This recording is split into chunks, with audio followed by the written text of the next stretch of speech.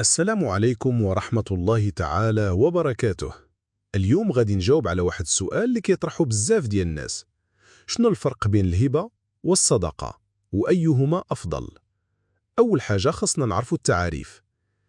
الهبة في القانون المغربي وبالضبط في المادة 273 من مدونة الحقوق العينية هي تمليك حق عيني عقاري لشخص آخر في حياة الواهب وبدون مقابل، وغالبا كتكون الهبة بدافع المحبة أو الاعتراف بالجميل. الصدقة حتى هي تفويت بلا عوض، ولكن الغاية منها هي طلب الأجر والتقرب إلى الله تعالى. إذن بجوج كيجمعهم واحد القاعدة: تفويت بلا عوض.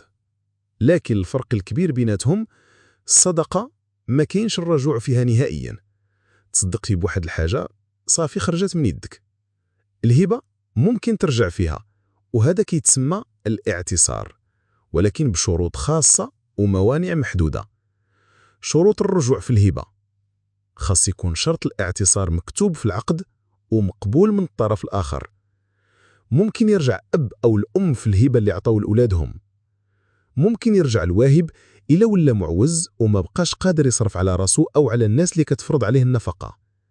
موانع الرجوع في الهبة: إذا كانت الهبة بين الزوجين ومازال الزواج قائم، إذا مات الواهب أو مات الموهوب له، إذا كان الواهب مريض مرض الموت، إذا بنى الموهوب له أسرة أو تزوج بفضل العقار الموهوب، إذا باع الموهوب له العقار أو دار فيه تغييرات كبيرة زادت من قيمته، إذا استعمل العقار كضمان عند البنك أو ضاع أو تلف نهائيا.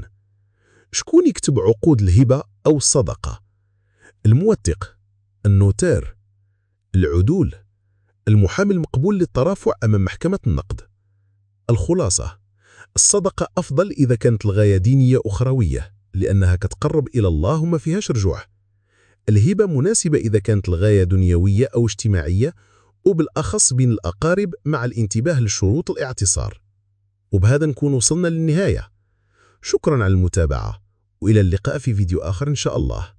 والسلام عليكم ورحمة الله تعالى وبركاته.